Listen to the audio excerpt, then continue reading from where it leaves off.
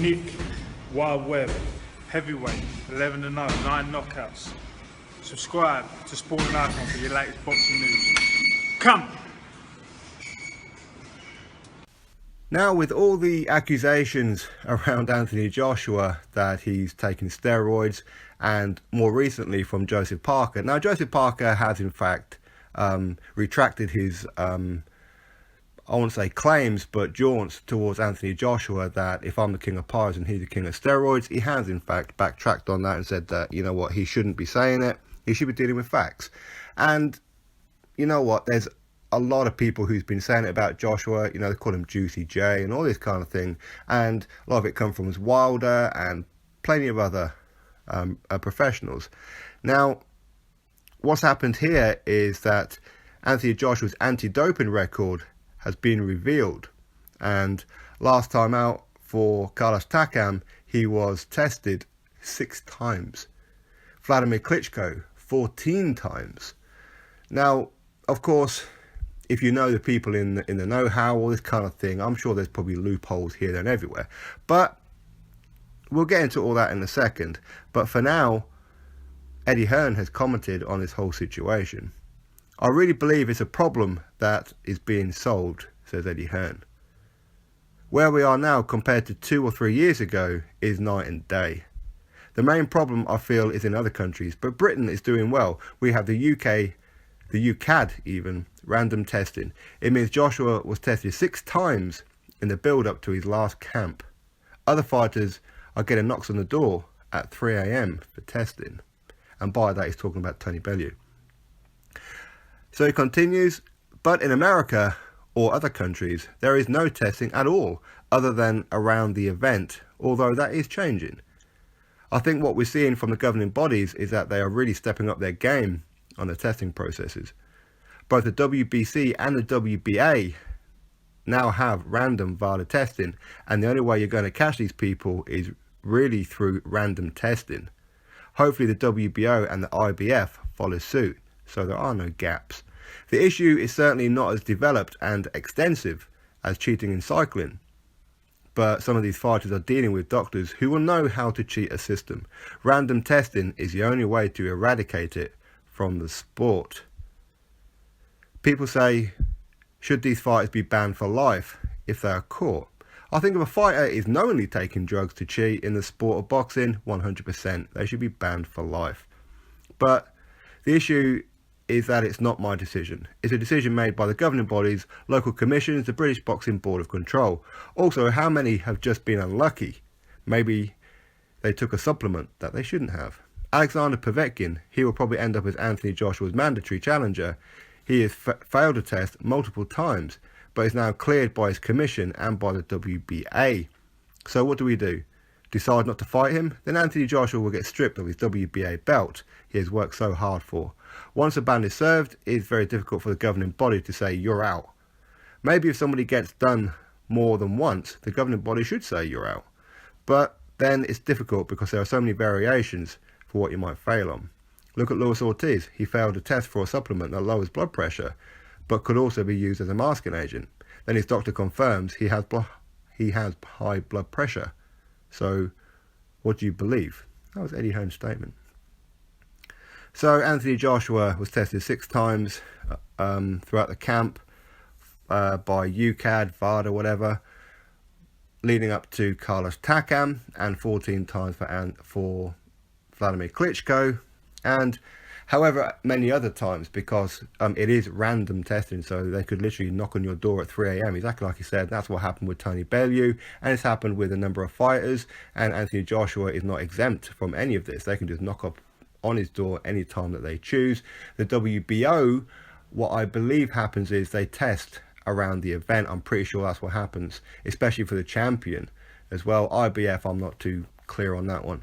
But of course, it's like he says here, many fighters will have doctors who know how to cheat the system. So of course, this doesn't mean that Anthony Joshua has never cheated. This doesn't mean that he doesn't cheat. It doesn't mean anything really, because like he says, if you know a doctor, then you know how to get around it.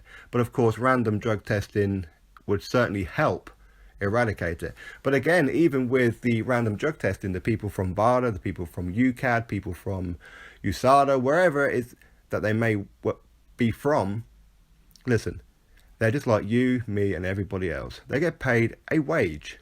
Some days they're not really in the mood for it. And however much they're getting paid, it's never enough. No matter how much you get paid, no matter how much I get paid, it's never enough from our employers, right? We always look forward to pay rise time, okay? And these people are no different. They could turn up at the gym. They could, I don't know, maybe take the test for the fighter, for a little brown envelope, for whatever it may be. Maybe they're a fan, okay? Now, personally, I don't believe that Joshua would be so stupid to be taking steroids, especially now that he's champion. That would be very, very irresponsible, and his entire legacy, his career, would be in tatters if he ever found that he was. And that would be exactly the same with Joseph Parker. That would be the same with Deontay Wilder, and so on and so on. So as of right now, I don't believe that he is. Did he ever? I have no idea. No idea.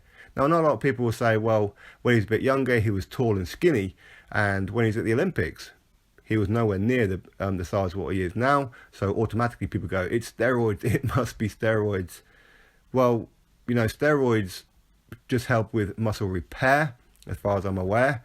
I've never done it myself, but that's what I'm hearing.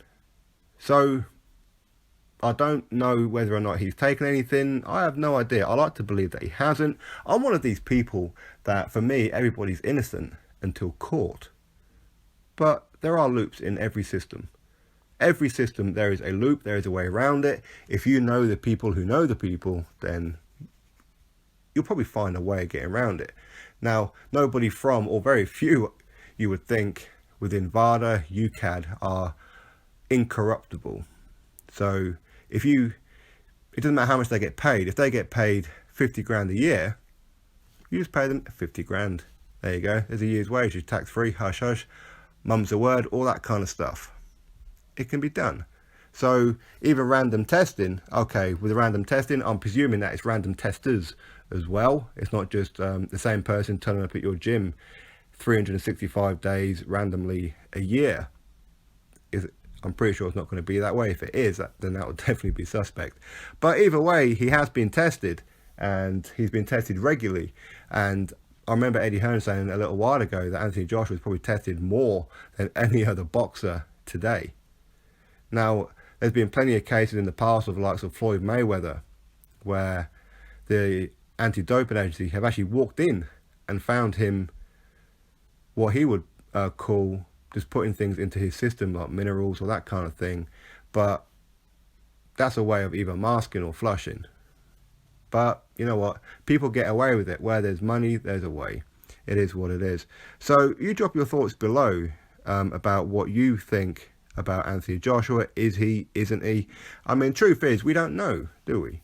We don't know if Anthony Joshua, if Tyson Fury, if Deontay Wilder, if Joseph Parker, if any of these guys, we don't know who's taking what, where and when. I mean, people will always look at their bodies and say, well, he's really muscly, so he must be.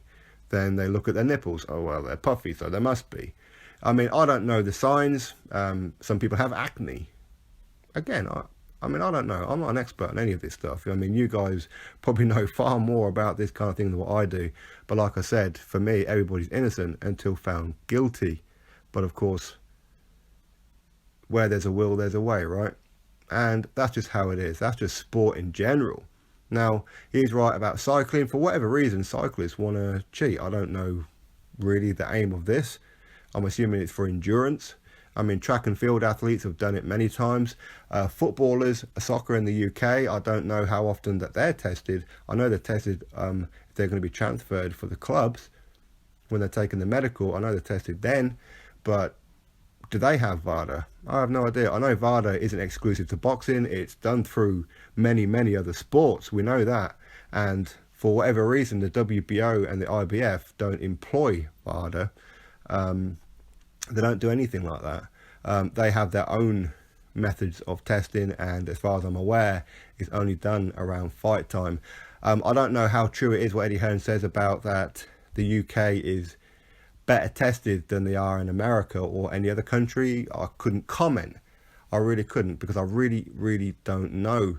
Now what we do know, for me, there's like a lot of fighters who take a lot of time off, and if these fighters are only being tested around fight time, then in between fight time camp, then they can pretty much do whatever they do, just as long as they leave it a little while before they get into camp, so when the testers come knocking at the door, it's out of their system.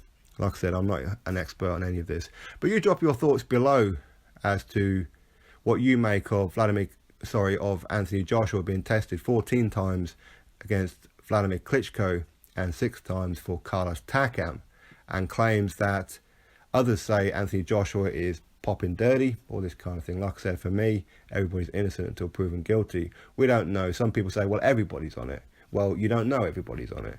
Some people say, well, for definite, so-and-so's on it. Well, you don't know that. You don't know that. You can only assume that they are. So anyway, like I said, I'm no expert when it comes to PEDs or anything like that. You know, I even get confused between paracetamol and ibuprofen. But anyway, drop your thoughts below, click the thumbs up, subscribe. I'll catch you next video.